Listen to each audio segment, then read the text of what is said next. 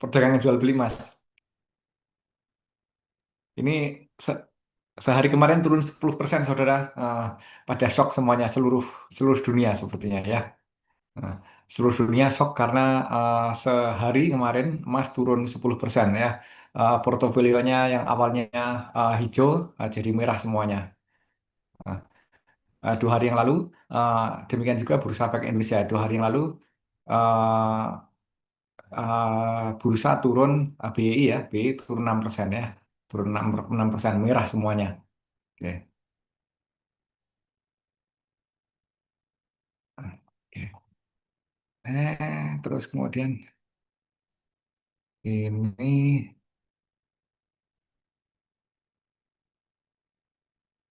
tapi aman saudara, insya Allah aman. Kalau saudara pegang emas aman, insya Allah ya. Insya Allah aman. Meskipun apa turun, insya Allah nanti naik lagi.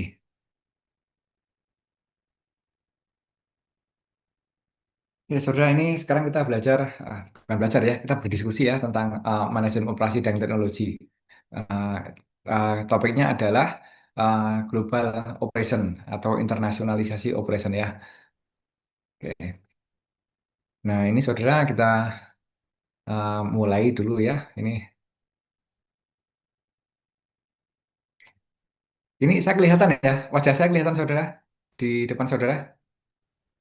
Lihat. Oke, kayak orang game itu di belakangnya ya. Iya Bapak, udah kayak Oke, streamer Pak. nggak kayak streamer. Oke, ini saudara lihat ini eh,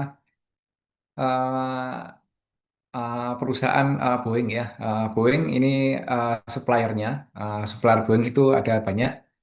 Dan ini kalau saudara lihat, supplier Boeing itu untuk beragam komponen, masing-masing komponen suppliernya berbeda-beda.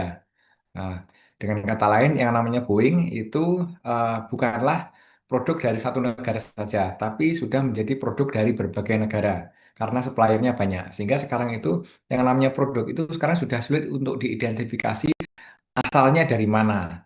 Kita kita semuanya tahu bahwa yang namanya BMW itu country of originnya itu adalah Jerman. Ya, country of originnya Jerman.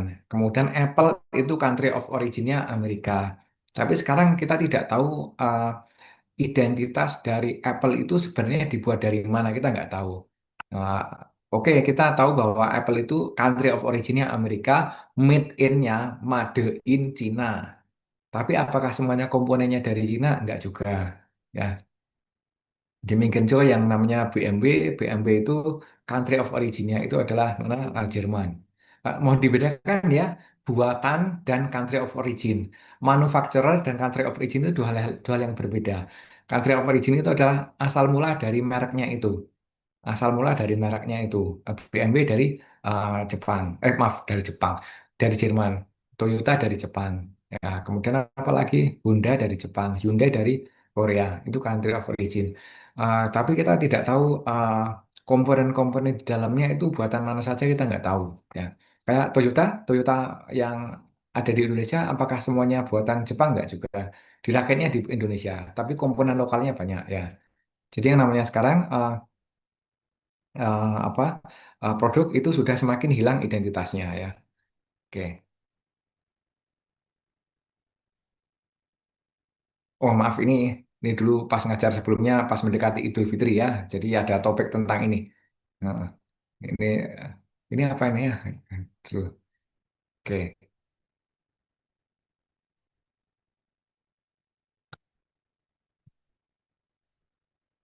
Sudah tahu eh, tanda tangannya siapa ini?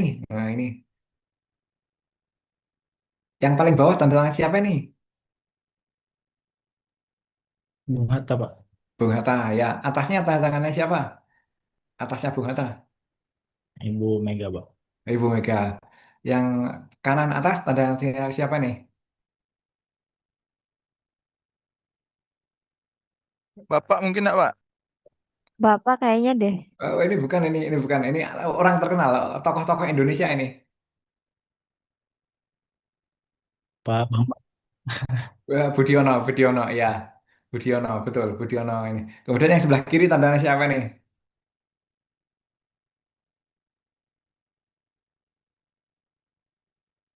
Pak Wapres Pak. Ya, Pak Wapres kita yang sekarang ya. Ini tanda tangannya Pak Wapres kita semuanya ya. Ini, oke. Ini saya dapat dari Facebook. Kemudian apa pas ngajar kelas sebelumnya saya tampilkan ya. Kemudian kok masih ada di sini ya. Oke. Nah, kemudian ini saudara, ini adalah alasan mengapa perusahaan melakukan globalisasi ya. Yang pertama itu adalah improve supply chain ya, improve supply chain. Yang kedua reduce cost. Ketiga improve operation. Ketiga understand market. Keempat understand market. Kelima improve products. Keenam attracts and retail global talents ya. Oke, kita lihat dulu ya. Ini saudara lihat ini di sini. eh, untuk memperbaiki supply chain ini ada beberapa contoh ya. Contohnya auto design itu banyak yang dipindahkan kalau di Amerika pindah ke daerah California. Ya, mengapa demikian? Karena di California itu banyak sumber daya orang pinter-pinter ya, otaknya pinter-pinter. Karena di California, negara bagian California itu ada banyak universitas bagus-bagus ya. University California Berkeley, University California Los Angeles, University California San Francisco, University California Irvine dan segala macamnya ya. Nah, kemudian ada University of California yang saya merah-merahin ini. Ini adalah University of California Berkeley. Ya, ini dulu ada orang Indonesia yang alumni sini, alumni University of California Berkeley. Dan dia yang kemudian menjadi arsitek perekonomian Indonesia setelah Indonesia merdeka. Setelah Indonesia merdeka itu menjadi arsiteknya ekonomi Indonesia. Orangnya adalah alumni University California Berkeley. Dan orangnya itu pernah menjadi dekan Fakultas Ekonomi UII. Dekan yang pertama. Pertanyaan saya, siapa orang itu?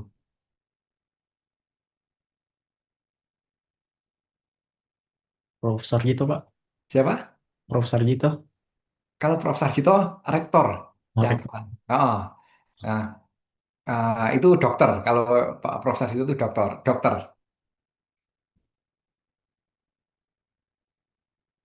Saya kasih clue, orang Indonesia yang alumni University of California Berkeley dan kemudian menjadi arsitek ekonomi Indonesia dan arsiteknya itu desainnya itu dipakai sampai zaman Soeharto sampai zaman Soeharto lengser. Sehingga pada waktu itu terkenal bahwa Indonesia itu dikuasai oleh mafia Berkeley. Ekonomi Indonesia itu dikuasai oleh mafia Berkeley karena yang mendesain adalah orang itu.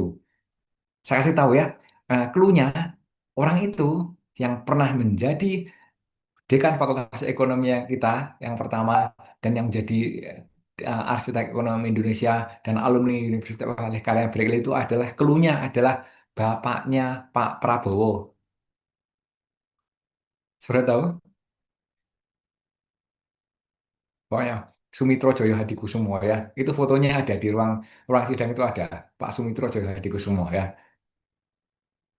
Oke. Sumitro Joyo Hadikusumo ya.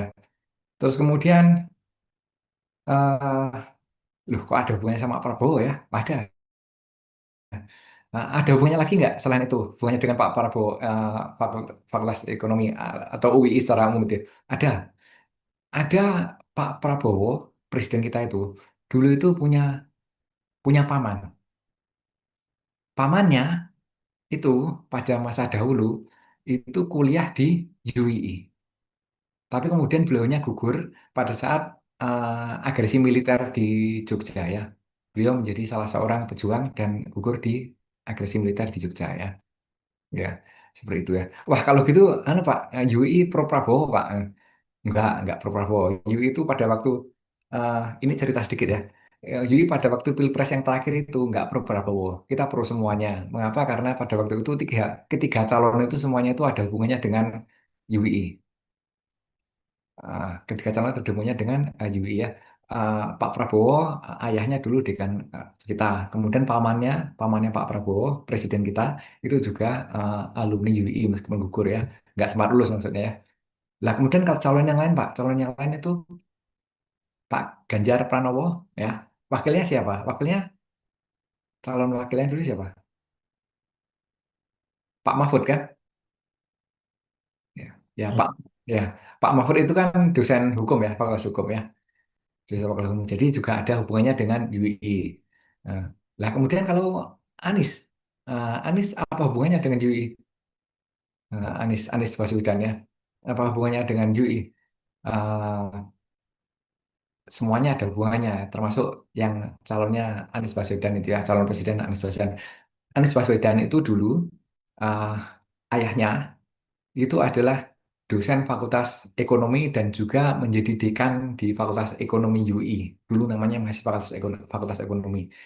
Eh, dan makamnya ayahnya eh, Pak Anies Baswedan itu namanya Pak Rashid Baswedan itu juga dimakamkan di makam kampus UI. Sehingga kalau mendekati bulan Ramadan, sebentar lagi bulan Ramadan itu ya, biasanya Pak Anies Baswedan itu eh, ziarah ke makam ayahandanya yang ada di kampus UI ya, seperti itu. Yang ada di kampus atas sana ya. Kalau saudara, saya yakin saudara banyak yang nggak aware ya. Kalau di kampus UI atas, di selatan masjid itu ada makam UI. Makam UI ya, makam orang-orang UI ya. Oke, termasuk ayahnya Pak Anies Baswedan. Oke. Seperti itu saudara ya. Ini selingannya. Oke. Ada yang mau tanya? Boleh. Gimana caranya ketemu beliaunya? Gampang. Ya. Saudara kalau pas nanti kalau pengen ketemu beliaunya, misalnya ketemu siapa? Kalau ketemu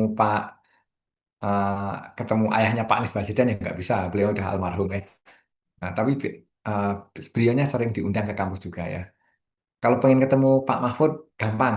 Saudara datang pas halal bihalal ya di masjid mana itu masjid Ulil Albab itu ada ya pasal lebih halal.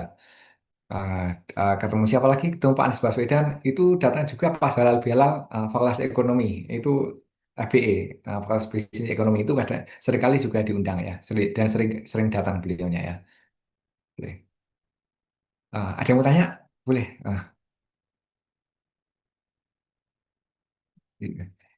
Itu Anies Baswedan itu dulu yang ini ya, eh, yang ngospek saya dulu ya, yang mengospek saya pada waktu saya masuk baru, beliaunya sudah lulus S1, tapi kemudian diminta untuk menjadi pembicara kalau nggak salah dulu ya, saya ingat saya seperti itu.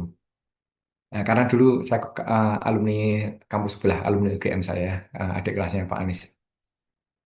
Oke, kita lanjutkan ya. Oke, jadi ini adalah eh, mengapa perusahaan banyak memindahkan lokasi perusahaannya ya. Itu kalau di Amerika auto design itu banyak pindah kemana ke California dan California itu juga ada lembah silikon atau Silicon Valley. Silicon Valley. Di sana banyak eh, talent-talent alumni-alumni dari universitas-universitas yang bagus. Saudara pasti beranggapan bahwa Indonesia itu yang paling bagus Institute of Technology-nya itu ITB betul kan ya. Nah di Amerika ada juga ITB. ITB-nya Amerika itu adalah apa MIT dan satunya lagi adalah Caltech. Caltech itu adalah California Institute of Technology. Letaknya di mana? Juga di California. California Institute of Technology itu kecil saudara, kecil, tapi pernah menjadi peringkat satu sedunia mengalahkan Harvard dan selalu masuk 10 besar sedunia ya. Itu California Institute of Technology. Itu mahasiswanya berapa? Mahasiswanya cuma 2.000. Nah, mahasiswa 2.000. Fakultas Bisnis Ekonomi, FBE kita itu mahasiswanya itu 4.000, Saudara. Nah, mahasiswanya 4.000. Ya. Separuhnya dari mahasiswa FBE, tapi dia eh, bisa mencapai nomor satu di dunia. Loh, kok bisa, Pak? Ya bisa, karena masing-masing orang itu luar biasa ini ya, otaknya ya. Itu California Institute of Technology. Kalau saudara masuk ke sana, dijamin nggak akan nganggur ya. Nah, bisa masuk ke sana. Bisa masuk itu gampang. Yang susah itu keluarnya, saudara ya. California Institute of Technology itu. Dosennya berapa? Dosennya cuma 200, saudara. Dosen cuma 200 ya. Oke. Yang susah itu adalah ini, California Institute of Technology, Caltech ya. Nah, kemudian contoh lain ini, saudara yakin pasti sangat familiar bahwa yang namanya pabrik sepatu ya itu banyak lokasinya di mana di Cina ya.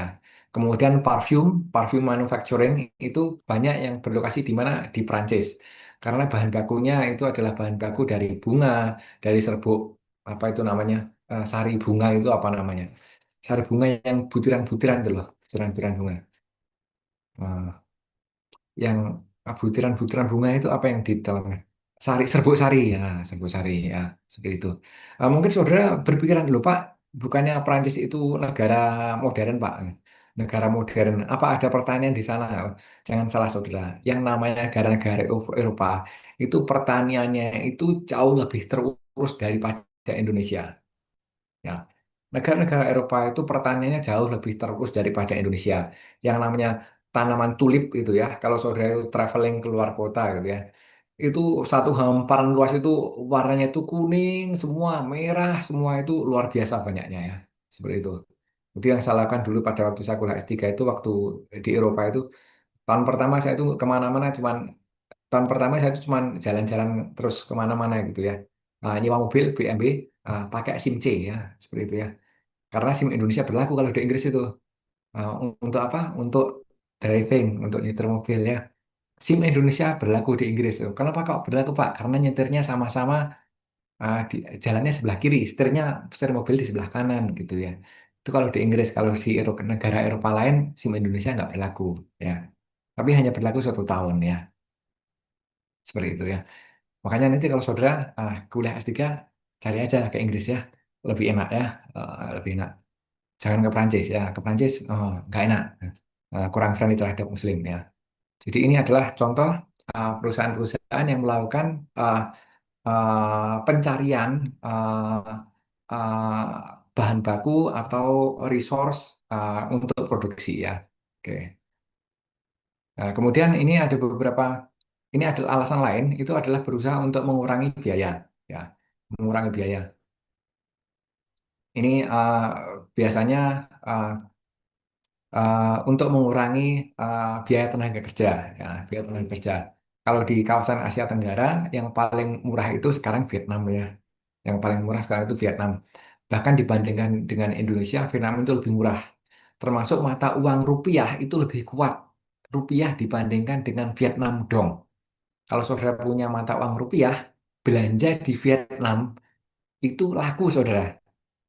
Nah, saudara di pasar pakai uang rupiah itu laku. Nggak usah ditukerin pakai mata uang dong, nggak usah ya. Dan mereka mau menerima ya, seperti itu. Dan kalau saudara cowok-cowok itu ya, kalau saudara belanja di sana itu suka dijawil-jawili gitu, ayo beli gitu kan, ayo beli tampan tampan, ayo beli tampan gitu kan, handsome handsome, bayi bayi, nah itu kan, seperti itu ya. Nah kemudian ini saudara, alasan lain untuk melakukan globalisasi adalah untuk memperbaiki operasi, untuk meningkatkan operasi ya. Ini contohnya ini adalah Toyota ya. Ini untuk memahami bagaimana perbedaan praktek bisnis di negara lain ya. Bagaimana praktek bisnis di negara lain. Contohnya ini uh, orang-orang Amerika kalau ingin memahami bagaimana penerapan just in time, orang-orang Amerika kalau ingin memahami bagaimana penerapan just in time, ya harus ke Jepang langsung. Harus kemana? Harus ke Toyota langsung. Ya, harus memahami bagaimana tindak tanduk mereka selama keseharian orang-orang Jepang. Ya, demikian juga saudara, kalau mau belajar uh, apa istilahnya? Belajar engineering misalkan ya, belajar engineering, belajar teknik.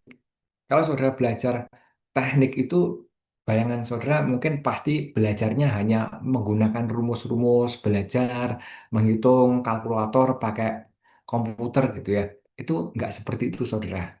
Kalau saudara pengen belajar engineering ke Jerman, saudara itu tidak hanya sekedar belajar ilmunya kalkulasi, membuat rumus, memecahkan rumus itu enggak saudara. Saudara kalau belajar engineering ke Jerman, saudara harus memahami bagaimana budaya orang Jerman, bagaimana mereka bersikap, bagaimana mereka memecahkan masalah. Itu seperti itu. Orang Jerman itu pemecahan masalahnya berbeda dengan orang-orang kebanyakan, termasuk berbeda dengan orang-orang kita, orang-orang Asia. Contohnya gini, kalau saudara mengerjakan suatu pekerjaan, kemudian ini nggak bisa gitu kan, nggak bisa dikerjakan, itu saudara akan terus mencoba terus gitu kan. Misalkan mau apa, mau benerin sesuatu gitu ya, atau membuat sesuatu di rumah, dicoba-coba terus sampai bisa itu. Kalau orang Jerman nggak, dengan cara ini nggak bisa, ya sudah tinggalkan kemudian kita mencari cara lain yang 100% baru dengan menggunakan cara yang baru. Itu seperti itu. Itu adalah pendekatan orang Jerman. Demikian juga orang Asia dan orang-orang Eropa itu berbeda dalam memecahkan masalah. Bahkan dalam mengerjakan tugas pun berbeda sama sekali, saudara. Mahasiswa Indonesia dan mahasiswa Eropa itu berbeda. Tidak hanya mahasiswa Indonesia, mahasiswa Asia secara umum dan orang Eropa itu dalam mengerjakan tugas itu pun berbeda. Uh, Bedanya gimana? Begini, saudara. Kalau orang-orang Asia itu melihat sekali dalam hal yang sifatnya detail, teliti, detail, telaten. Nah, demikian juga dalam mengerjakan pekerjaan umum itu orang-orang Asia itu seperti itu. Nah, kalau orang-orang Eropa dalam mengerjakan tugas, tugas kuliah, mahasiswa Eropa itu nggak begitu detail. Hmm. Kalau orang-orang Asia, orang Cina, Indonesia juga ya, kalau mengerjakan tugas pasti panjang, referensinya banyak, citasinya banyak, kemudian detail, rapi gitu ya. Orang Eropa nggak seperti itu. Orang Eropa gimana? Orang Eropa lebih pendek tulisannya kalau ngerjakan paper, citasinya cuman sedikit. Terus kemudian dia lebih banyak menggunakan idenya sendiri. Nah, kalau orang Asia lebih banyak menggunakan citasi orang lain, menggunakan referensi orang lain ya. Nah, kemudian apa plus minusnya? Plus minusnya kalau orang Indonesia dan orang Asia umumnya, ini kok kamu menggunakan eh, eh, apa citasinya banyak dari orang lain. Itu bagus pertanda kamu membaca banyak, tapi idemu sendiri mana gitu. Sementara orang Eropa itu eh, mereka pede kalau presentasi. Eh, Wah, padahal ininya referensinya cuma dikit gitu kan. Nah, terus kemudian orang-orang Asia mengkritik, itu kan idemu, dasar teorinya mana? No. Yo, dasar teorinya ya ada ini meskipun sedikit. No. Tapi ini orisinalitasnya tinggi. Ya. Berbeda dengan punya orang-orang Asia yang referensinya banyak tapi minim orisinalitas. Itu seperti itu. Dan ini saudara hanya bisa dipahami perbedaan seperti ini kalau saudara langsung datang dan berinteraksi dengan mereka ya, berinteraksi dengan orang-orang yang ada di negara asalnya. Oke. Nah, gini saudara, saudara mungkin berargumen, loh Pak, saya pernah kok Pak ke banyak negara. Ada satu dosen itu berpendapat seperti itu. Saya pernah ke lebih dari 20 negara, sehingga saya sudah menjadi orang internasional. Enggak, saudara. Enggak seperti itu konsepnya.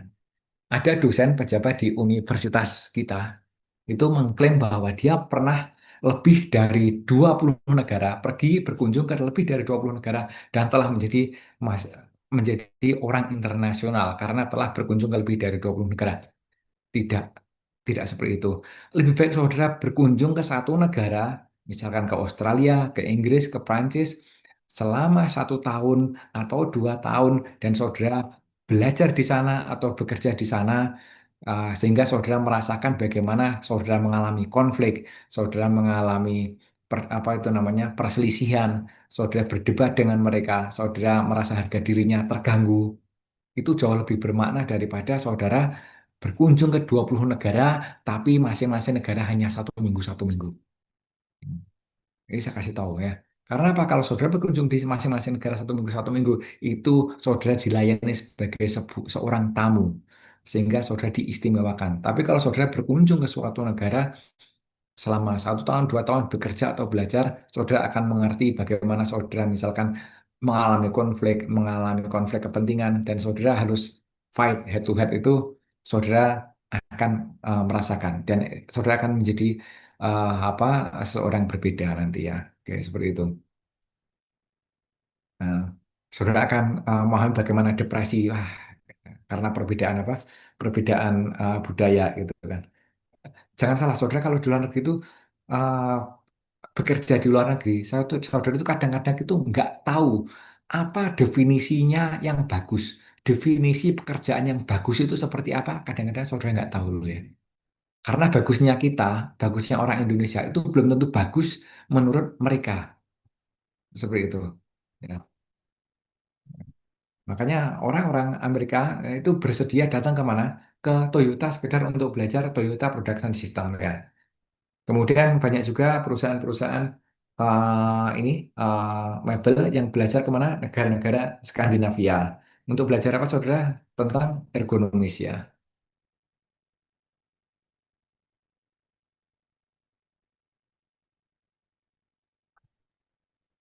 Kepencet, maaf.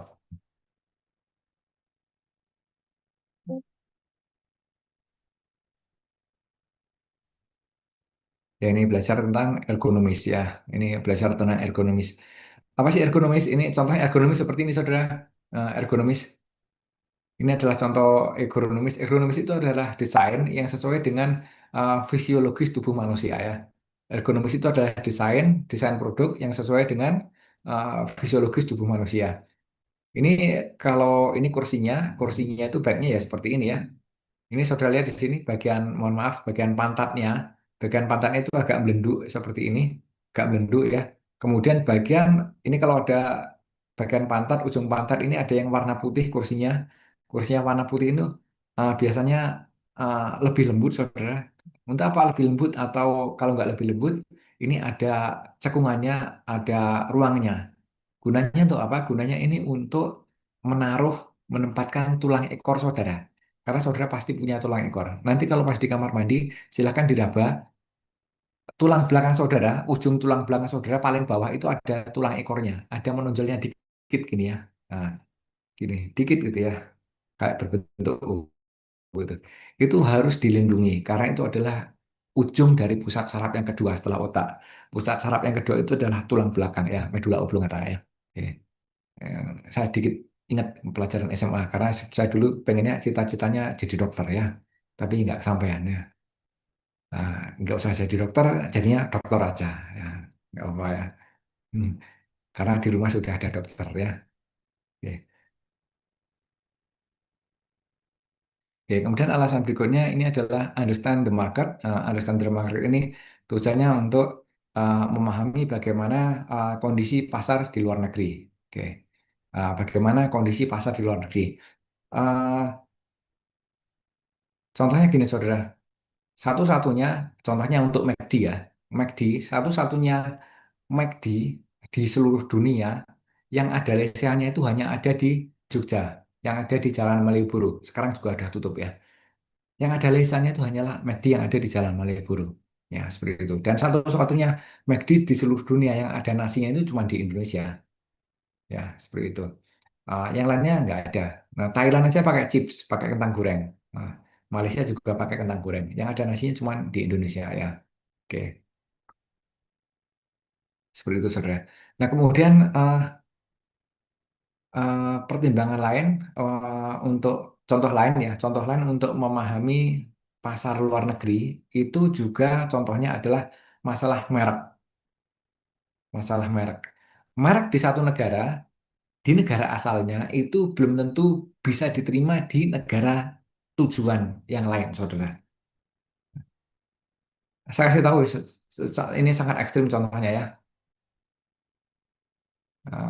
Saya kasih tahu, contohnya ini sangat ekstrim. Eh,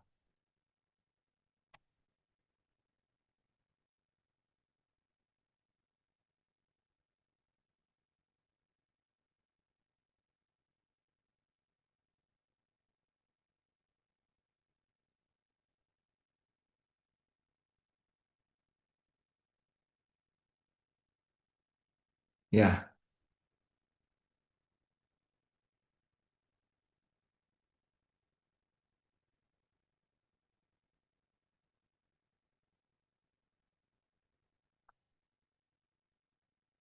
ya ini saya berikan contoh ya. Saya berikan contoh eh, bagaimana satu merek di negara asal itu belum tentu bisa berlaku di negara lain. Dan mereknya itu harus dimodifikasi, harus dirubah. Kalau nggak dirubah, 100% nggak bisa laku. Ya, ini adalah contohnya. Sudah pernah dengar ini contoh ini? Ini salah satu startup. Mohon maaf, jangan ini serius ya. Ini serius ya. Jangan ketawa ya. Ini serius. Ini adalah startup dari Jerman yang bergerak dalam bidang akuntansi. Dalam bidang akuntansi, dan ini adalah perusahaan bagus. Nah, ini nggak bisa masuk ke Indonesia, nggak bisa. Kalau tidak merubah mereknya. Ya, seperti itu. Ini serius kita ya, sedang serius. Nggak mungkin masuk ke Indonesia kalau tidak merubah eh, mereknya ya. Oke. Dan ini sempat viral di Indonesia sempat viral. eh, Terus kemudian mereka berkomentar bahwa terima kasih audiens dari Indonesia, kita akan merebrand merek kita kalau kita akan masuk ke Indonesia seperti itu. Oke. Kemudian nanti silakan di searching berikutnya ya, silakan di searching sendiri itu merek tersebut ya lanjutannya ya. Kemudian contoh lain, eh,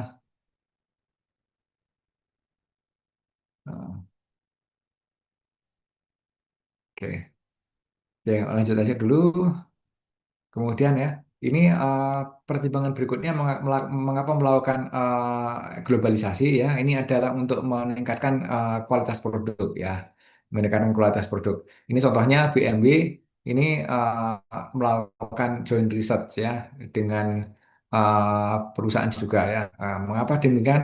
Perusahaan-perusahaan Eropa, otomotif Eropa itu bodi mobilnya itu besar-besar. Demikian juga perusahaan-perusahaan Eropa, Amerika ya.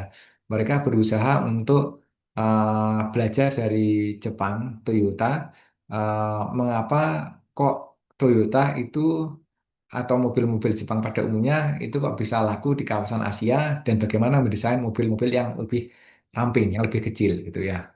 Ya, ini improve produk. Kemudian contoh yang lain itu adalah Samsung dan Bosch ini membuat apa? Membuat research center dalam bidang untuk apa? Untuk baterai ya.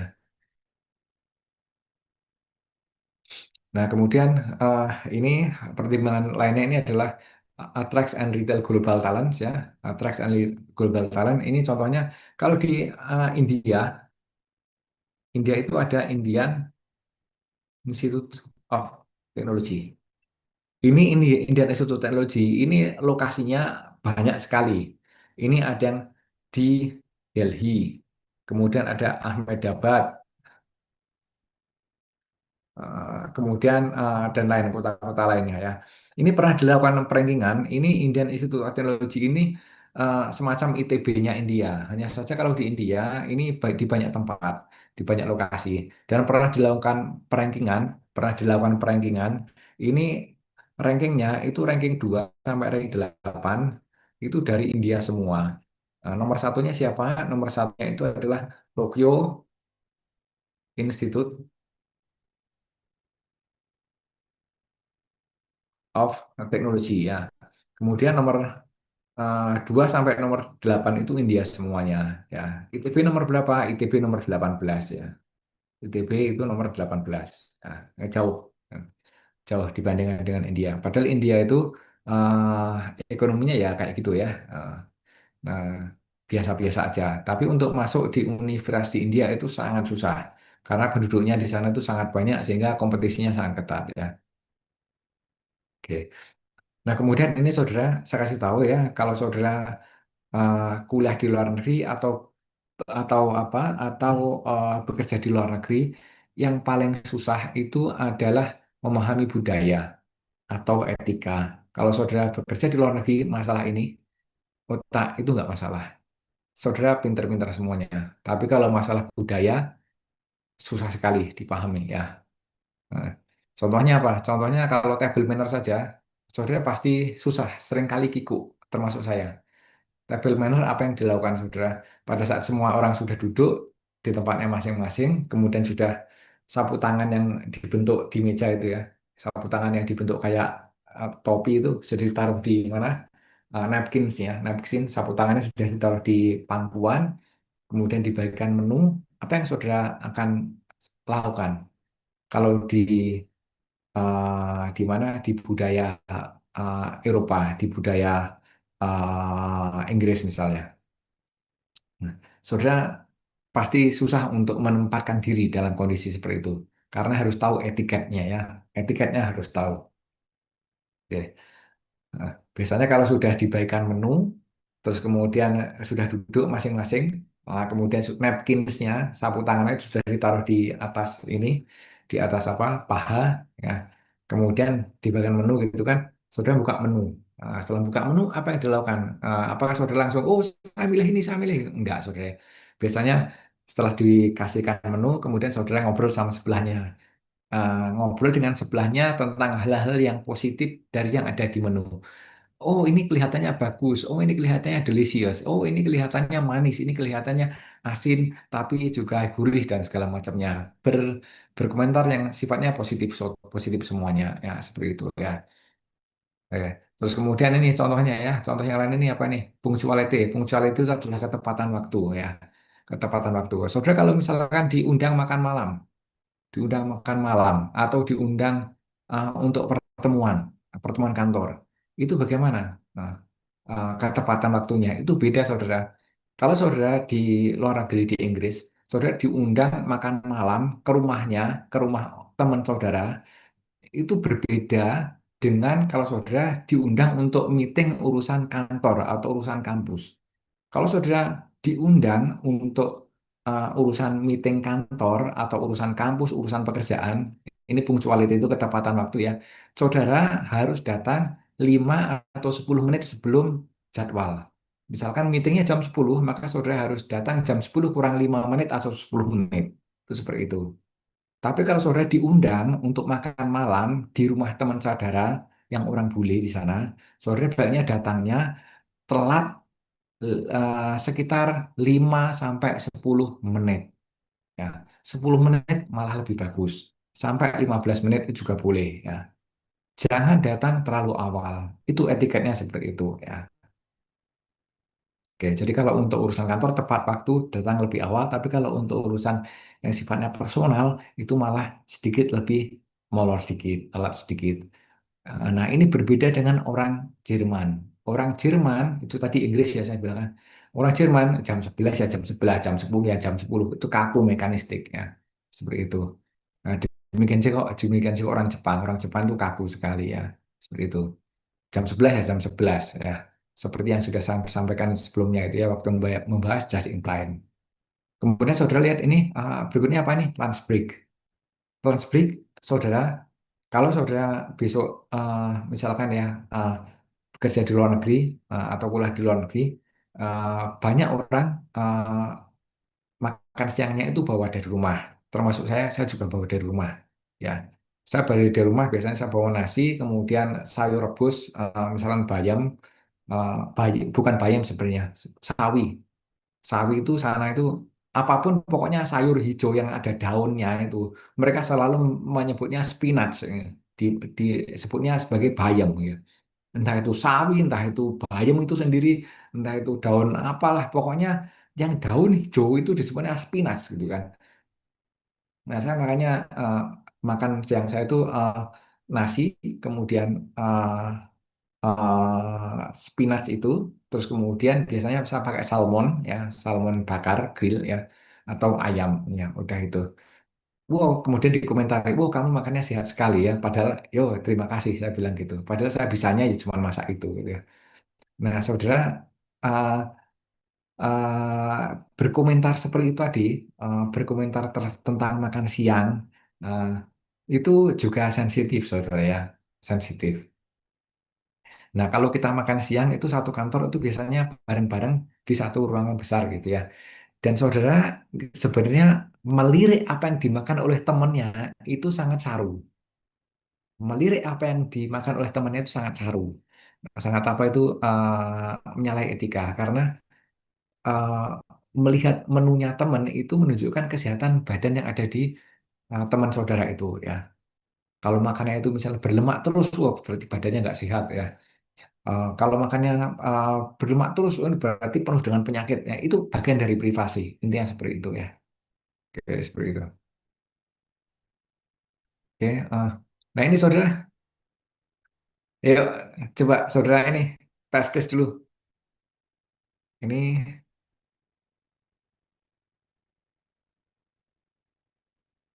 ini coba ini produknya dan perusahaannya.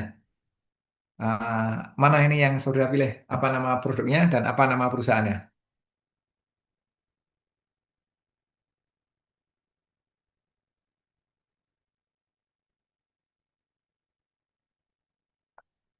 Apa nama produknya dan apa nama perusahaannya? Firestone Tires mungkin Pak. Bridgestone. Firestone Tires, Bridgestone, ya ya. Firestone Tires, Bridgestone, ya itu termasuk salah satu dari tiga perusahaan perusahaan tire terbesar di dunia ya.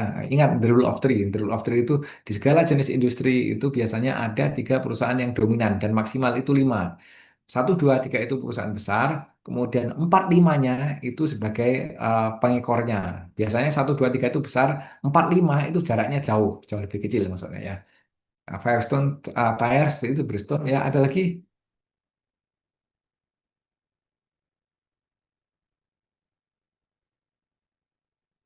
apa lagi selain itu? Haagen-Dazs es krim punyanya Nestle, Pak. Oke. Oh, ya kue siapa yang suka kue siapa yang suka es krim? Yo. Ada lagi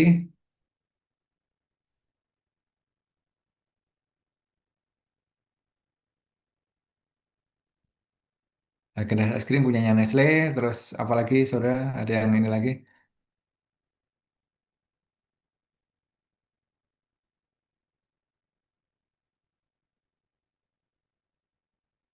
MGM Movies mana MGM Movies movie ini Ah, kira-kira mana movie kan nggak mungkin Tata Motor nggak mungkin ya.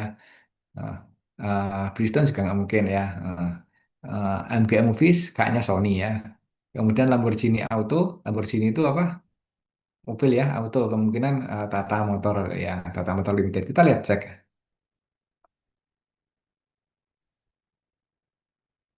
Nah, seperti ini ya. Nah, ini adalah produknya dan parent company-nya ya. Ini adalah produknya dan uh, parent company-nya ya. Oke. Oke, next. Berikutnya ini coba kalau ini nama parent company-nya dan asal negaranya. Nah, mana nih asal negaranya?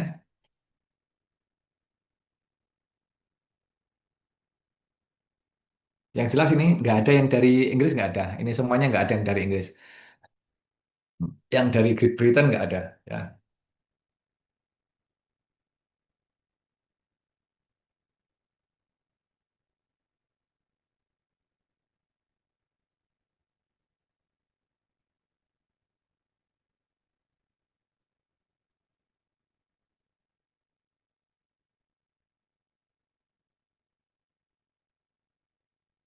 Lamborghini Auto dari mana? Ini Lamborghini Auto, Jaguar Auto. Ini nggak jauh-jauh. Lamborghini Auto, Jaguar Auto itu nggak jauh-jauh dari Jerman, Jepang, kemudian India ya. Oke, oke kita lihat ya. Jaguar Auto dari India, kemudian Lamborghini dari Jerman, kemudian Firestone dari Jepang ya. Oke, ini adalah asal produk dan negaranya. Oke, maaf ya, nama produk dan negaranya, manufacturer dan negaranya. Oke,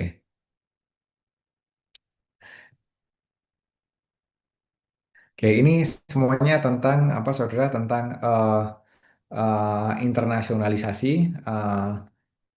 dan globalisasi bidang operasi ya. Oke. Ini kemudian ini sudah masuk ke topik yang lain lagi. Ini tentang visi, misi. Ini nanti masuknya di manajemen strategik. Kemarin sudah di manajemen strategik ya. Oke, kita sesekali lebih awal ya. Selesainya maksudnya. Karena selalu mepet akhir-akhir. Yang mau presentasi siapa ini? Kelompok 4. Iya Pak, kelompok kelompok keempat Pak. Oke, kelompok 4 ya. Silakan, saudara. Sebentar, saya enable untuk multiple participant sharing. Oke, sudah. Izin share screen Pak. Oke, silakan. Tentang digitalisasi ya.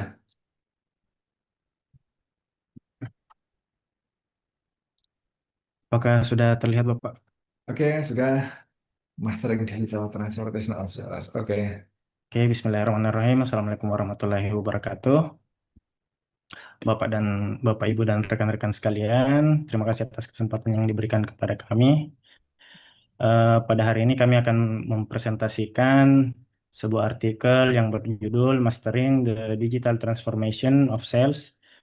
Eh, Artikel yang dibuat oleh Paulo Guenci dan Mr. Johannes dari California Management Review. Ini salah satu topik yang menarik terkait transformasi digital. Adapun yang akan presentasi hari ini, yang pertama ada Mbak Axel Mosa, yang kedua ada Mbak Cynthia Yunidia, yang ketiga ada Mbak Arina Fitriyatina, dan terakhir saya sendiri, Andi Afrizal. Selanjutnya akan dipresentasikan oleh rekan saya. Baik, terima kasih banyak Mas Andi. Untuk yang pertama, kita akan buka dengan summary artikel tersebut. Jadi, untuk artikel tersebut itu membahas mengenai banyak perusahaan yang berinvestasi besar dalam digitalisasi penjualan, namun hasilnya seringkali tidak efektif karena kurang panduan konseptual yang holistik. Jadi artikel ini menyajikan model untuk menganalisis proses penjualan dan penerapan transformasi digital. Jadi artikel ini bisa menjadi pedoman, contoh dan peluang benchmark yang dapat ditindaklanjuti bagi manajer untuk mendorong transformasi penjualan digital secara efektif. Next, Mas. Nah, kenapa transformasi digital itu seringkali berujung pada kegagalan pada beberapa company? Itu ada beberapa hal. Yang pertama itu adanya kesenjangan antara investasi dan juga adopsi teknologinya. Jadi masalah yang sering muncul dalam manajemen operasi itu ada ketidakseimbangan aset. Banyak perusahaan berani mengeluarkan investasi tinggi dalam hal teknologi, namun pada akhirnya tingkat adopsi di lapangannya itu sangat rendah. Jadi hal ini sering terjadi karena teknologi yang dibeli atau dibuat itu terlalu kompleks dan tidak sesuai dengan SIS atau workflow yang dikerjakan harian oleh tim operasi di masing-masing perusahaan. Yang kedua, itu ada rendahnya persepsi efektivitas, yaitu hanya 15% eksekutif yang merasa alat penjualan mereka itu efektif. Data menunjukkan alat penjualan mereka saat ini itu kurang efektif. Ini berarti ada 85% pemimpin bisnis yang merasa investasi digital mereka itu belum memberikan dampak yang signifikan terhadap performa organisasi. Jadi dalam perspektif operasi, hal tersebut membentuk pemborosan atau waste sumber daya yang cukup besar. Dan yang terakhir itu masalah utamanya ditemukan kurangnya panduan holistik dalam proses implementasi. Alih-alih memilih peta jalan yang sudah terintegrasi, perusahaan seringkali hanya melakukan metode trial dan error. Jadi mereka mencoba-coba teknologi tanpa strategi yang utuh, sehingga transformasinya tidak memberikan hasil yang berkelanjutan dan juga maksimal. Next, Mas.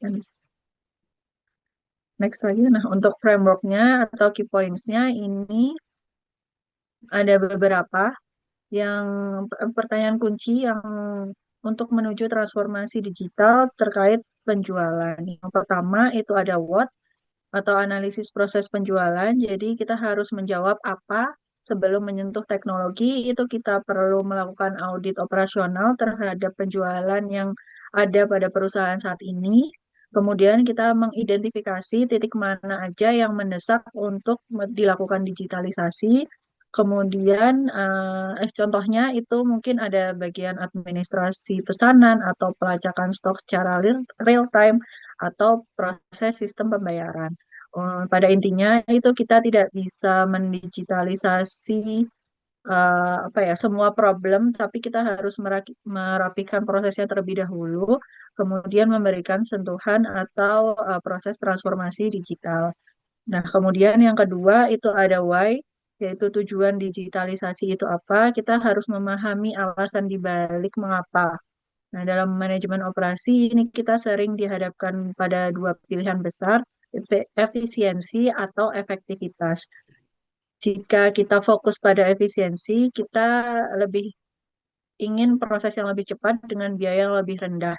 seperti otomatisasi pada penginputan data. Nah, jika kita fokus pada efektivitas, kita ingin hasil penjualan yang lebih baik atau kualitas hubungan pelanggan yang lebih dalam. Nah, memahami tujuan-tujuan tersebut itu sangatlah penting agar investasi teknologi itu tidak terbuang percuma. Dan yang terakhir itu ada how atau opsi respon dari digital tersebut. Kita di sini itu menentukan strategi atau pathway transformasi digital itu bisa dipilih mulai dari sekedar mendigitalisasi dokumen fisik hingga mengubah total untuk model bisnis pada perusahaan. Nah, langkah tersebut itu menuntut untuk kesiapan bukan hanya dari sisi infrastruktur artinya, namun juga untuk kesiapan sumber daya manusia yang nantinya akan mengoperasikan digitalisasi tersebut dan beradaptasi dengan cara kerja yang baru. Next, Mas Andi. Nah, di sini itu ada tabel ya, bagaimana untuk manage digital transformasi di sales. Nah, ini itu langkah pertama yang bisa dilakukan adalah dengan penyusunan strategi. Nah, kita sebagai perusahaan itu harus memiliki kejelasan strategis mengenai tujuan dan fokus transformasi. Di sini kita bisa melihat dua dimensi utama, itu ada sumbu why dan sumbu what. Sumbu why atau tujuan itu bagaimana kita ingin meningkatkan efisiensi atau melakukan sesuatu dengan benar dan hemat biaya, atau meningkatkan efektivitasnya dengan melakukan sesuatu yang benar atau berdampak besar. Dan sumber what itu apakah kita fokus pada proses internal organisasi atau pada proses interaksi pelanggan. Jadi dari matriks ini kita bisa memetakan 4 kuadran utama, misalkan dari meningkatkan efisiensi internal melalui otomatisasi atau meningkatkan efektivitas interaksi pelanggan melalui personalisasi layanan. Kemudian masuk ke jalur digital. Setelah kita menentukan arah, kita bisa memilih jalur digital yang konsisten. Itu ada 6 pendekatan. Yang pertama ada substitute, itu dengan mengganti proses manual dengan digital. Kemudian ada suplemen, dengan memperkuat proses yang ada dengan alat digital. Kemudian ada simplify, yaitu menyederhanakan alur kerja yang kompleks. Kemudian ada share, dengan memfasilitasi pertukaran data antar bagian. Kemudian yang kelima ada support, mendukung staf dalam pengambilan keputusan. Dan yang terakhir ada services, atau dengan meningkatkan nilai layanan kepada pelanggan. Kemudian setelah keenam di jalur digital itu terjawab, masuk ke implementasi strategi atau actionnya, itu di sini operasional bisa dijalankan melalui 3 pilar digitalisasi. Yang pertama itu ada digitalisasi informasi, itu bagaimana sebuah perusahaan mengumpulkan, menganalisis, dan mendiseminasi data agar menjadi wawasan yang berguna. Kemudian yang kedua itu ada digitalisasi melalui proses internal, itu perusahaan melakukan otomatisasi, harmonisasi, dan penentuan prioritas proses agar lebih ramping. Kemudian yang ketiga itu ada digitalisasi melalui proses interaksi pelanggan, yaitu perusahaan menyediakan saluran digital yang memudahkan pelanggan dan memberikan sentuhan lebih personal kepada masing-masing customer. Kemudian masuk proses yang terakhir itu monitoring dan KPI. Dalam manajemen operasi itu ada patah, apa yang tidak bisa diukur itu tidak bisa dikelola. Nah, oleh karena itu langkah yang terakhir itu kita sebagai perusahaan bisa memantau transformasi digital tersebut melalui KPI yang konsisten. Contohnya itu melalui bottom line, jadi melihat persentase penjualan online terhadap total pendapatan.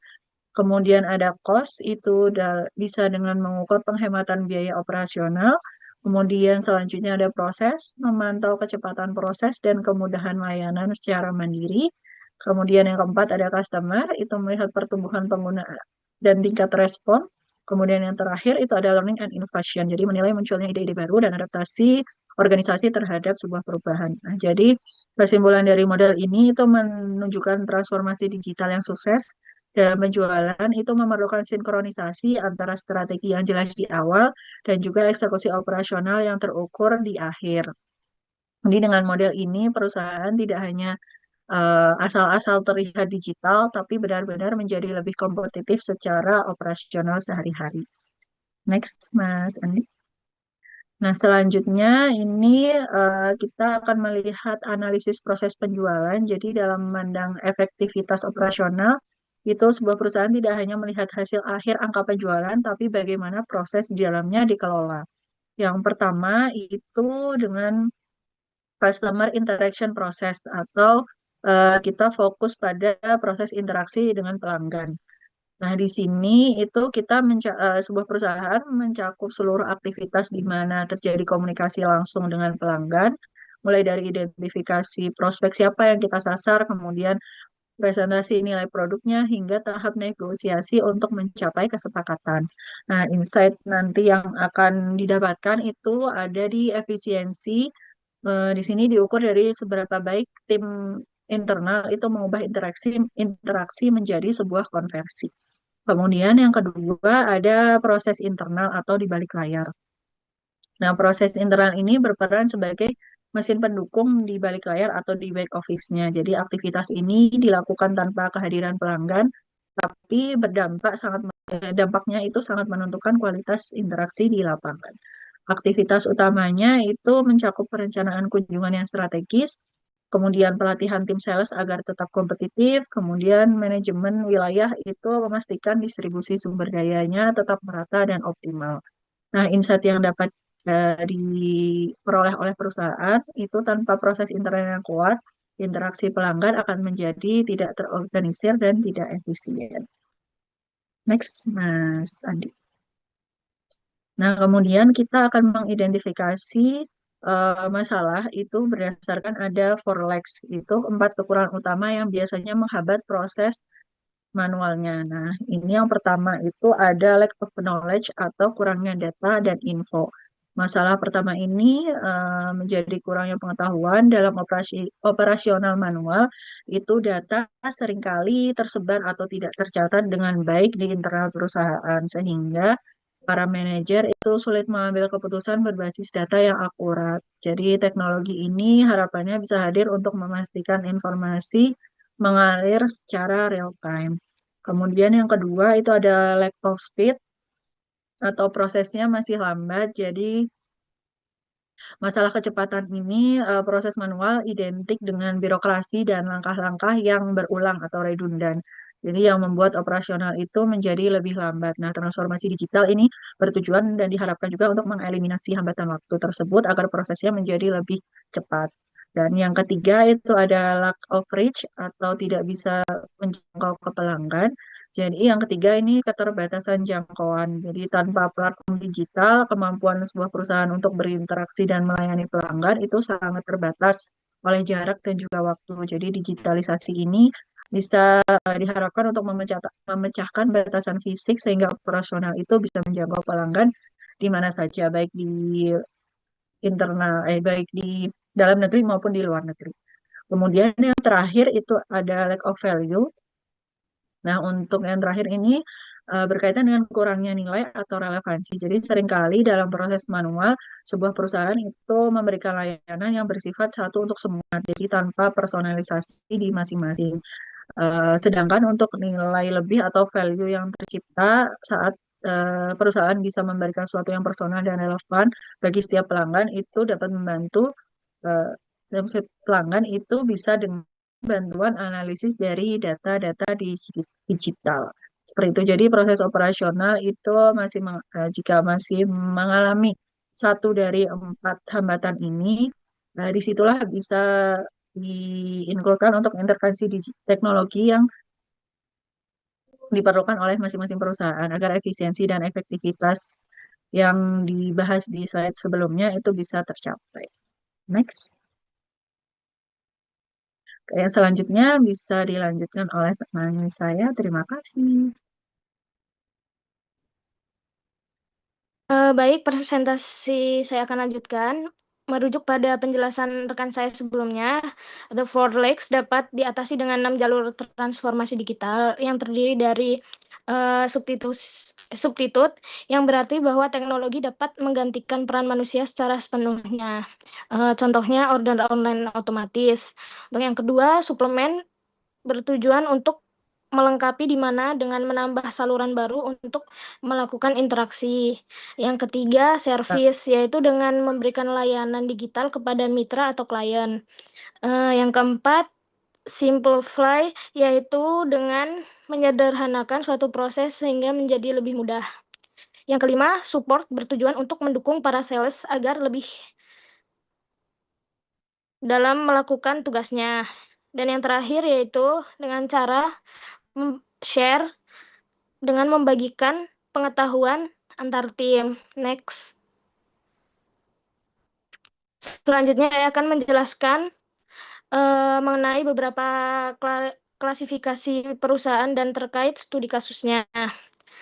Digital sales terbagi menjadi beberapa pendekatan utama, yaitu yang satu, digital sales transformation, di mana paling sukses dan bekerja tinggi memiliki strategi digital yang jelas, KPI kuat, dan dukungan organisasi. Digitalisasi dilakukan secara terarah dan bernilai. Yang kedua, digital sales transformation, di mana paling tidak sukses, tidak punya arah, strategi, dan KPI yang jelas, serta lemah dalam pengelolaan transformasi digital. Yang ketiga, digital sales menggunakan teknologi digital untuk mendukung sales dalam menciptakan solusi yang disesuaikan dan bernilai tinggi, terutama di bisnis to bisnis. Fokusnya pada hubungan, konsultasi, dan nilai pelanggan. Dan yang terakhir, digital sales, yaitu menggunakan teknologi digital untuk meningkatkan atau mengurangi peran sales, terutama di bisnis to customer, dengan fokus pada efisiensi, kecepatan, dan otomatisasi. Next. Sehingga berdasarkan klasifikasi digital sales sebelumnya, action plan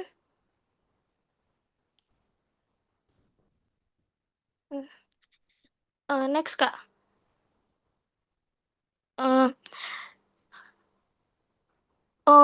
Selanjutnya model interview yang pertama yaitu implementasi manajerial. Yang pertama, peletakan proses penjualan. Yang kedua, analisis plan atau masalah.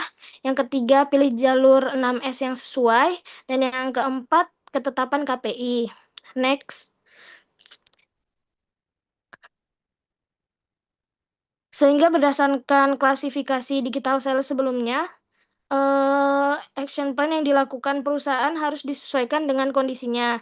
Jika perusahaan masih dalam digital sales, maka langkah utama adalah menetapkan strategi digital dan KPI jelas, serta memulai digitalisasi dalam proses dasar. Untuk perusahaan yang ingin menjadi digital sales, fokusnya adalah integrasi sistem, pemanfaatan data, dan evaluasi kinerja secara berkelanjutan agar digital memberi nilai bisnis.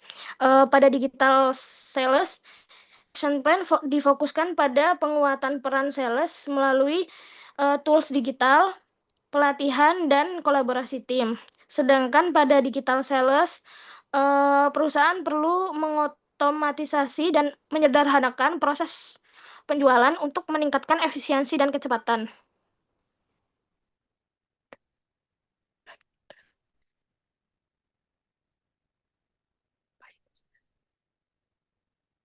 Gunakan kerangka kerja perspektif untuk mengarahkan strategi.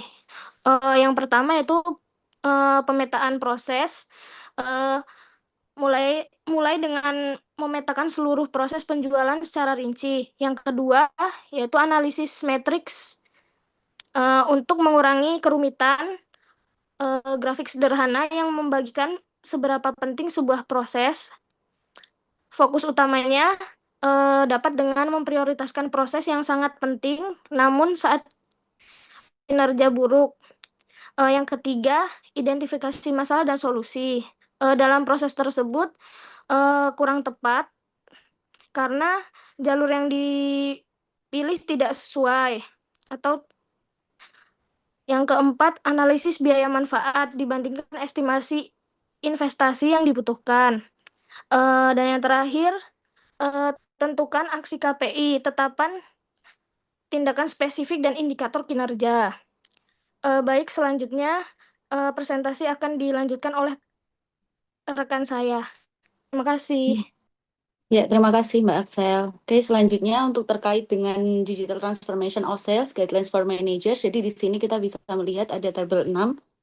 Di situ adalah salah satu dokumen yang bisa digunakan oleh manajer dalam menetapkan rencana transformasi digital. Jadi yang pertama adalah manajer harus menetapkan map sales processes atau pemetaan proses, dimulai dari proses-proses mana saja di dalam sales tersebut yang harus dilakukan proses transformasi digital. Kemudian yang kedua membuat analisis matriks penting kinerja atau importance performance matrix. Jadi di setiap proses-proses dari sales tersebut kita lihat terlebih dahulu untuk limits to effectiveness atau efisiensinya itu seperti apa, apakah di proses-proses tersebut itu lack of reach, lack of knowledge, lack of perceived value, ataupun lack of speed. Kemudian dari situ setelah kita ketahui di proses tersebut lack of something, kemudian kita tetapkan dulu key pathways-nya itu akan dipilih yang mana di antara 6S key pathways yang telah dijelaskan oleh teman saya tadi, apakah itu dibutuhkan support, share, service, atau suplemen, atau 6S yang lainnya. Kemudian dari situ kita bisa menentukan required investment-nya, apakah dibutuhkan investasi dalam jumlah uang yang cukup besar, medium, atau yang kecil. Dan dari situ juga kita bisa menentukan untuk gains-nya itu akan seperti apa, apakah dari investasi yang telah kita lakukan tadi akan bisa menghasilkan effectiveness yang menengah, tinggi, ataupun yang kecil. Dan selanjutnya kita juga bisa menentukan prioritas-prioritas dari proses tersebut mana saja yang harus kita prioritaskan untuk dilakukan transformasi digital. Setelah kita menentukan prioritas, barulah kita menentukan key action dari masing-masing prosesnya, apa-apa saja yang bisa kita lakukan untuk mendukung transformasi digital dari masing-masing proses penjualan tersebut, dan ditentukanlah KPI atau Key Performance Indikatornya. Lanjut. Kemudian selanjutnya kita juga bisa melakukan benchmarking atau perbandingan dengan klaster-klaster industri sejenis dari perusahaan kita, supaya kita bisa menentukan perusahaan kita itu lebih mirip dengan tipe leaders, laggards, enablers, ataupun replacer. Kemudian dari perbandingan tersebut bisa kita gunakan untuk memahami kekuatan apa yang harus dimanfaatkan oleh perusahaan kita dan kelemahan apa yang harus diperbaiki sesuai dengan profil segmen tersebut. Lanjut. Oke, untuk step berikutnya kita juga bisa menggunakan contoh nyata sebagai inspirasi. Jadi manajer harus bisa meniru dan mengadaptasi contoh-contoh kasus nyata yang ada di perusahaan-perusahaan industri sejenis. Yang pertama, kita harus bisa memilih contoh yang paling relevan dengan industri perusahaan kita ataupun masalah dari masing-masing perusahaan lain yang masih seindustri dengan perusahaan kita. Yang kedua adalah menyesuaikan taktik contoh perusahaan yang sukses tersebut agar cocok dengan konteks unik perusahaan kita. Selanjutnya.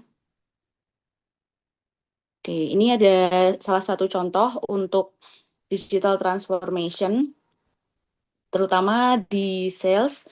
Jadi tadi sudah disebutkan oleh teman saya, untuk ini digital transformation ini kita menggunakan the 6S pathways. Jadi S yang pertama adalah substitute atau menggantikan. Tujuannya adalah untuk menggantikan interaksi antara manusia dengan teknologi secara efisien. Contoh kasusnya di sini adalah di perusahaan Allianz, yaitu perusahaan tersebut meluncurkan produk asuransi Allianz One di Italia, dan ini adalah suatu sistem berbasis web yang memungkinkan pelanggan untuk bisa mengkonfigurasikan polis asuransi mereka sendiri secara modular.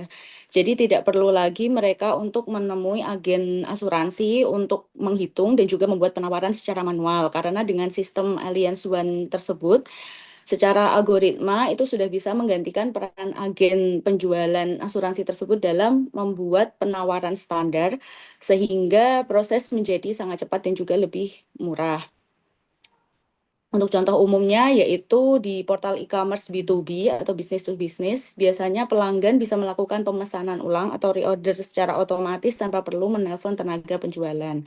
Untuk split waste yang kedua terkait dengan suplemen atau melengkapi, tujuannya adalah untuk menambah saluran komunikasi yang baru tanpa menghilangkan saluran komunikasi yang lama.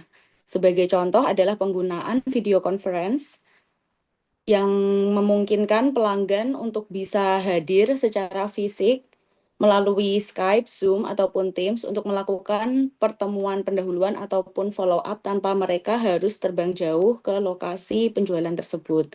Jadi transformasinya di sini adalah dengan cara memperluas jangkauan atau reach dari tenaga penjualan ke daerah-daerah yang terpencil tanpa meningkatkan biaya perjalanan secara drastis.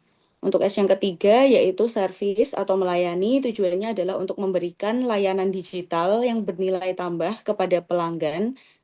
Dan contoh kasusnya di sini adalah di suatu perusahaan yang bernama Hilti, yaitu produsen peralatan konstruksi yang dia tidak hanya menjual board ataupun palu, tetapi juga menyediakan jasa layanan digital yang bernama OnTrack. Transformasinya di sini adalah dengan OnTrack ini merupakan salah satu perangkat lunak manajemen aset berbasis cloud di mana kontraktor atau pelanggan mereka itu bisa menggunakan barcode pada alat tersebut untuk melacak lokasi dan juga status pemeliharaan alat tersebut melewat HP dan juga membuat pelanggan bisa meningkatkan loyalitas dari pelanggan kepada perusahaan Hilti ini. Lanjut. Untuk S yang keempat, yaitu simplify atau menyederhanakan, tujuannya adalah untuk mengurangi kerumitan dalam proses pembelian ataupun penjualan. Contohnya yaitu untuk konfigurator produk online. Jadi banyak sekali perusahaan, baik mobil ataupun mesin-mesin industri yang dia menyediakan alat di web mereka, di mana pelanggan itu bisa memilih warna, spesifikasi, ataupun fitur-fitur yang mereka inginkan. Jadi transformasinya di sini adalah sebelumnya pelanggan itu hanya harus berdiskusi panjang terlebih dahulu dengan sales untuk mengetahui opsi-opsi apa saja yang tersedia, tetapi sekarang mereka tidak perlu berdiskusi lagi dengan sales karena sudah ada software yang menyederhanakan proses tersebut dan sales hanya perlu memproses hasil akhirnya saja. Untuk S yang kelima, yaitu support atau mendukung, tujuannya adalah untuk memberdayakan tenaga penjualan agar bekerja lebih efektif. Contohnya yaitu di aplikasi penjualan tablet atau mobile sales apps. Di sini tenaga penjualan mereka sudah dilengkapi dengan iPad atau tablet untuk terhubung ke CRM atau Customer Relationship Management perusahaan mereka. Jadi transformasinya di sini dulu mereka itu pada saat bertemu dengan klien tidak bisa mencek stok secara langsung atau real time. Dan untuk mengatasi lack of speed ini, oleh karena itu sekarang ini mereka sudah memiliki iPad yang terhubung ke dalam CRM perusahaan mereka sehingga mereka bisa melihat untuk current stock itu seperti apa kondisinya. Yang keenam, share atau berbagi tujuannya adalah untuk meningkatkan kecerdasan kolektif tim. Contohnya yaitu di platform kolaborasi internal. Mereka menggunakan alat seperti Salesforce Chatter, Yammer, ataupun Slack khusus untuk tim sales. Jadi transformasinya di sini adalah seorang sales junior yang menghadapi masalah yang sulit dari klien atau pertanyaan yang sulit dari klien, mereka bisa memposting pertanyaan tersebut di grup yang di mana di sana ada tim sales senior dari kota lain, sehingga tim sales senior dari kota lain tersebut bisa memberikan solusi kepada tim sales junior tersebut, dan ini mendigitalisasikan bahwa untuk pengetahuan yang dimiliki oleh si sales senior itu nantinya sudah bisa diturunkan kepada sales junior. Lanjut. Oke, sekian presentasi dari kelompok kami. Silakan teman-teman jika ada pertanyaan. Ya, silakan yang mau berkomentar, bertanya boleh. Ini sudah sangat detail presentasinya dan juga eh, gambar-gambarnya, figurnya tadi juga sudah ditampilkan ya.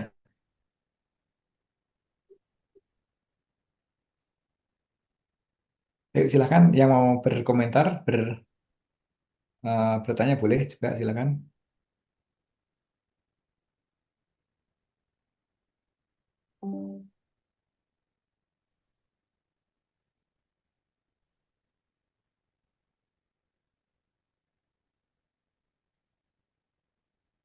Ya, ini inti dari artikel ini ada di gambar figur satu ya.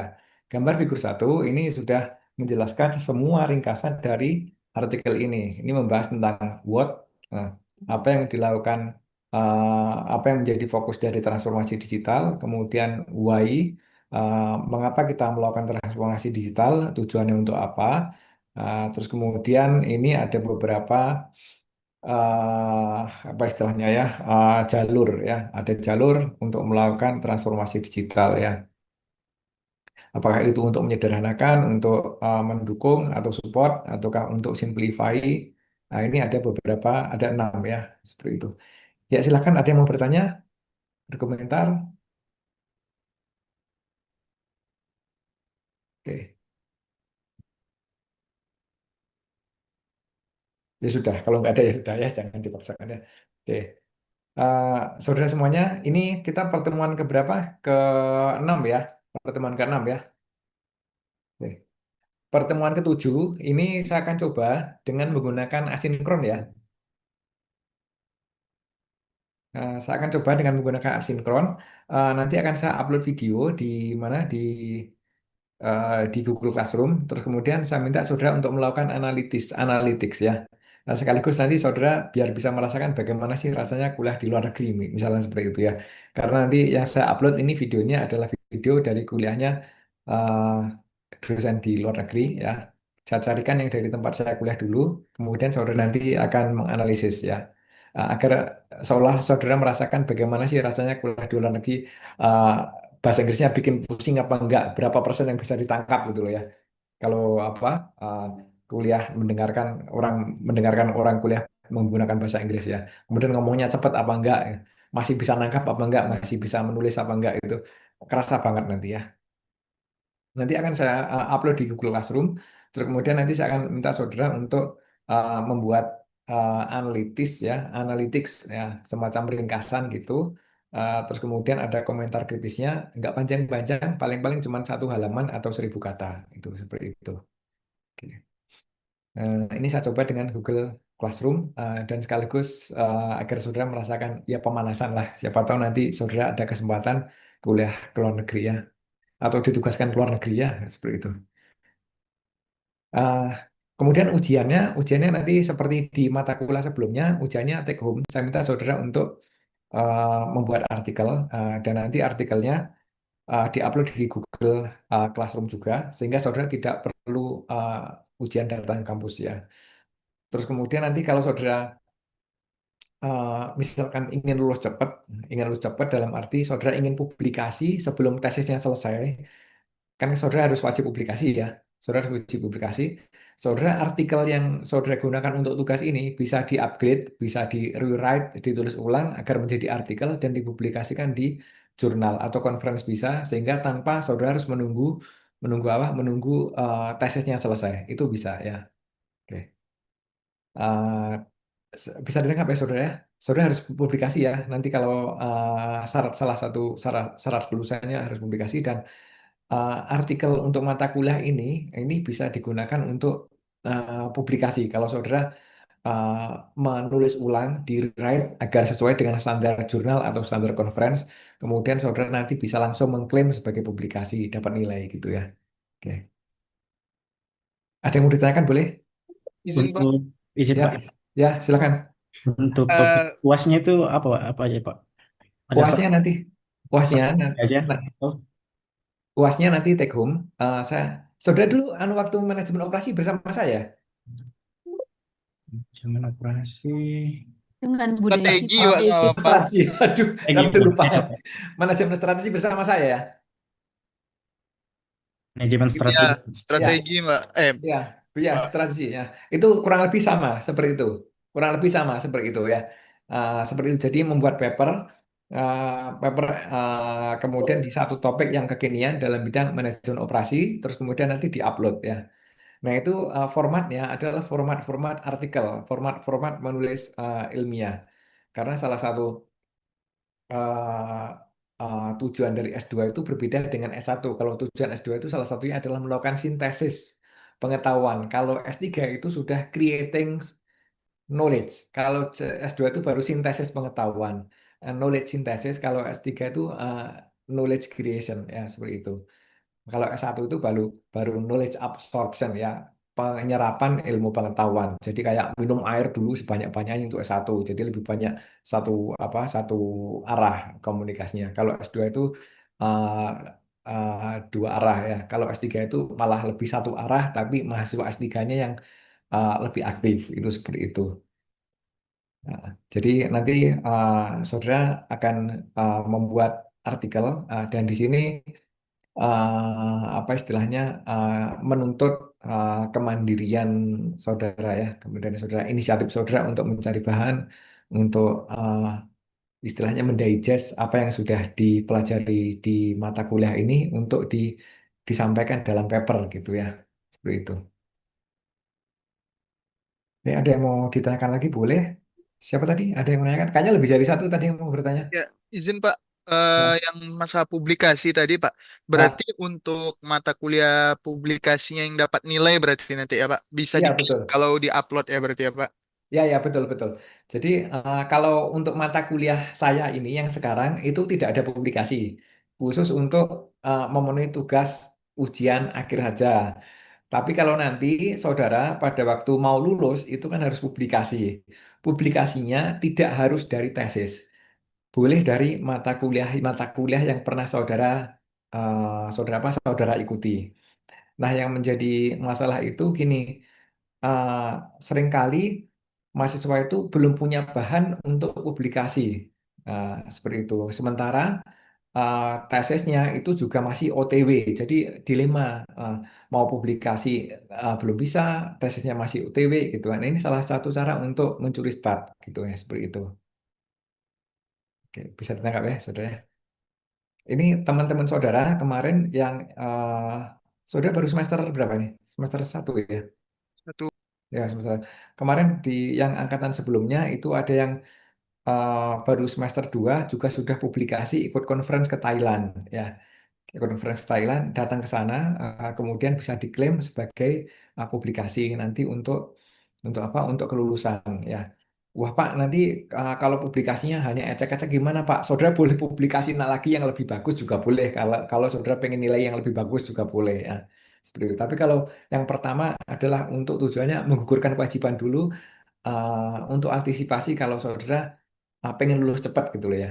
Menggugurkan kewajiban sederhana dulu nggak apa-apa. Tapi kalau pengen nilai yang lebih bagus, nanti juga publikasi lagi nggak apa-apa. Publikasi lebih dari satu kali boleh kalau ya. Boleh nggak ada larangan malah lebih baik ya. Seperti itu. Oke, saudara, ada yang mau tanya lagi boleh? Uh, Info sejenak, sekitar bulan Agustus, kalau mau ada yang ikut, kita mau ke Thailand, ada konferensi Thailand. Nanti akan banyak dari mahasiswa MA yang ikut ke sana. Kalau saudara berminat, saudara boleh ikut ya. Ya, seperti itu. Tanggalnya belum tahu. Tanggalnya belum tahu. Masih di arrange tanggalnya. Maksudnya siapkan uang sakunya ya. Siapkan uang saku dan ke Thailand. Ya masih sama-sama Asia lah ya, nggak banyak perbedaan. Makanya juga masih makan nasi. Tapi lebihnya, kalau saya pribadi sih lebih nyaman di Malaysia ya karena banyak Muslimnya. Kalau di Thailand menu makanannya juga saya kurang kurang cocok lah ya. Gitu. Oke, saudara, ada yang mau tanya lagi boleh? Terakhir Pak, eh, Ya. publikasi tadi Pak, karena kan untuk sampai sekarang belum ini ya Pak, belum ada dikasih admin untuk yang fixnya. Maksud saya itu publikasi itu untuk SKS yang publikasi aja atau tugas akhir Pak? Gini, tugas akhir itu ada sendiri, kemudian publikasi itu ada sendiri. Jadi itu dua hal yang berbeda. Baik, Pak. Gitu, dua hal yang berbeda. Terus kemudian gini, saudara, publikasi itu boleh dilakukan sebelum tugas akhirnya selesai. Gitu. Jadi saudara boleh melakukan publikasi meskipun tugas akhirnya belum selesai agar saudara bisa menghemat waktu. Kemudian saudara mengklaimnya nanti setelah mengklaim nilai dari publikasi setelah saudara masuk semester 4 gitu. Itu seperti itu saudara. Ya baik Pak. Soalnya kalau di waktu S1 kemarin publikasi itu tugas ini kan Pak, tugas akhir atau Nah, skripsinya itu yang dipublikasinya itu yang dihitung tugas akhir. Nah, saya menangkapnya tadi pertama seperti itu. gitu Berarti ya. ada dua ini ya Pak, satu publikasi, satu lagi tugas akhir ya Pak, tesis ya Pak. Ya, gini ya, ada satu publikasi dan satu tugas akhir, betul. Kemudian untuk publikasinya itu boleh, itu untuk publikasinya tidak harus berasal dari tesis itu. Kalau di MM itu lebih fleksibel ya. Jadi saudara, karena gini, selama menempuh mata kuliah di MM, saudara kan menciptakan banyak hal ya. Ada mungkin tugas akhir, kemudian melakukan apa studi kasus, melakukan kunjungan perusahaan. Kunjungan perusahaan itu pun saudara boleh menulisnya menjadi paper ilmiah ya. Lupakan kunjungan perusahaan cuma satu. Nanti kayak catatan pribadi, catatan perjalanan nggak apa-apa, boleh. Menurut saya itu juga publikasi cuma satu perusahaan banyak kok ya. Maksudnya publikasi saya yang hanya satu perusahaan itu banyak. Dan itu, wah kalau gitu ecek-ecek Pak. Enggak ecek-ecek. Skopus satu kok ecek-ecek. Wah itu berarti subjektif Pak. Kan sampelnya harus banyak. Wah itu metode penelitian itu nggak harus pakai sampel banyak. Metode penelitian itu banyak di dunia ini. Satu perusahaan pun juga boleh. Wah, itu berarti sampelnya nggak mencukupi, Pak. Bukan sampel namanya subjek. Kalau dalam kualitatif itu nggak ada kata-kata sampel, nggak ada kata-kata variabel. Di disertasi saya S3 itu satu pun tidak menyebut variabel. S3 itu yang saya ikuti, aliran saya S3 saya itu adalah kualitatif. Kualitatif itu nggak ada menguji hipotesis, nggak ada variabel, nggak ada signifikansi, nggak ada Cronbach alpha. Tujuan dari kalau yang kualitatif, yang hanya satu perusahaan itu adalah membuat variabel lebih canggih daripada yang menguji variabel A berpengaruh terhadap B. Tapi kemudian waktu datanya, mengapa berpengaruh? Karena signifikasinya 0,0000. Itu nggak ada gunanya itu. Nah, kemudian harus dijelaskan bukan seperti itu alasannya. Alasan yang logika apa selain statistik? Alasannya karena begini Pak, variabel ini berpengaruh bla bla bla. Itu dari mana asalnya alasannya itu? Dari lapangan atau dari otakmu sendiri? Pasti dari otakmu sendiri. Nah, kamu kok menjawab seperti itu? Itu kan bukan data empiris, bukan data dari lapangan. Berarti kamu ahli nujum. Berarti ilmunya itu ilmu bukan dari lapangan gitu kan. Itu seperti itu ya. Nah, ya itu saya bukan aliran yang pakai variabel-variabel itu bukan ya. Sudah itu. Apalagi kalau S2 nanti apa bedanya dengan S1? Ini variabelnya, variabel pokoknya kayaknya di dunia itu hanya penelitian itu hanya menguji variabel dan signifikansi A berpengaruh terhadap B. Coba di dunia ini tuh apa? Coba saudara lihat itu di perpustakaan di seluruh Indonesia itu pasti menguji variabel signifikansi A terhadap B, A terhadap B. Waktu ditanya mengapa signifikan? Karena 0,0000 seolah-olah itu angka ajaib gitu kan. Padahal mereka nggak pernah berkunjung ke lapangan, sehingga karya tulis itu seperti karya sastra, nggak ada gunanya. Itu yang disebut dengan pseudoscience. Pseudoscience itu apa? Pseudoscience, pseudo itu maya itu tidak sungguhan, itu pura-pura. Itu pseudoscience berarti adalah ilmu yang pura-pura science, ilmu yang tidak sesungguhnya, ilmu yang maya, yang kelihatan canggih tapi tidak bermanfaat. Ya. Itulah makanya seringkali yang namanya universitas itu disebut dengan ivory tower. Ivory tower itu adalah menara gading, kelihatan canggih tapi tidak memberikan manfaat. Itu seperti itu ya. Apalagi kalau saudara nanti S2, S3. S2 apa bedanya dengan S1? Variabelnya lebih banyak. S3 apa? Variabelnya lebih banyak lagi. Itu dengan kata tidak lain hanyalah skripsi versi tebal. S2 lebih tebal daripada S1, S3 lebih tebal lagi daripada S1. Bedanya apa? Nggak ada bedanya. Sama-sama menguji pengaruh, sama-sama variabel A berpengaruh terhadap B. Hanya variabelnya lebih banyak ya. Itu seperti itu ya. Itu nanti kalau saudara ini ya. Itu nanti kalau sudah diajari tentang apa filosofi pencarian kebenaran, filosofi tentang cara pencarian keilmuan itu ada kalau sudah ambil S3 ya. Dan itu tidak bisa dipelajari, hanya bisa direnungkan, kontemplasi ya. Makanya waktu S3 itu lebih banyak diam dan berpikir. Makanya orang S3 kalau di luar negeri itu lebih banyak mengalami loneliness. Loneliness, kesepian, kesendirian. Mengapa? Tugas dari S3 itu adalah berpikir, bukan menghafalkan. Berpikir mencapai pengetahuan, menciptakan pengetahuan, bukan menghafalkan. Itu seperti itu, saudara. Ya kayak siapa misalkan ya Aristoteles, Pythagoras, ya, kayak gitu ya. Kok bisa menciptakan banyak apa rumus-rumus yang ini canggih itu kan seperti itu ya. Oke, ini apa tambahan ya saudara ya. Siapa tahu saudara ambil S3 ya, ambil S3. Dan mindsetnya berbeda kalau S3 itu ya. Oke, saudara, saya kira cukup gitu, saudara. Mohon maaf setelah segala kekurangan dan kekhilafan. Ada yang mau tanya lagi terakhir? Kalau nggak ada, sudah cukup ya. Bila ada, bila ada. Assalamualaikum warahmatullahi wabarakatuh. Waalaikumsalam warahmatullahi wabarakatuh. Terima kasih Ya, banyak. saya ya, ya, oke.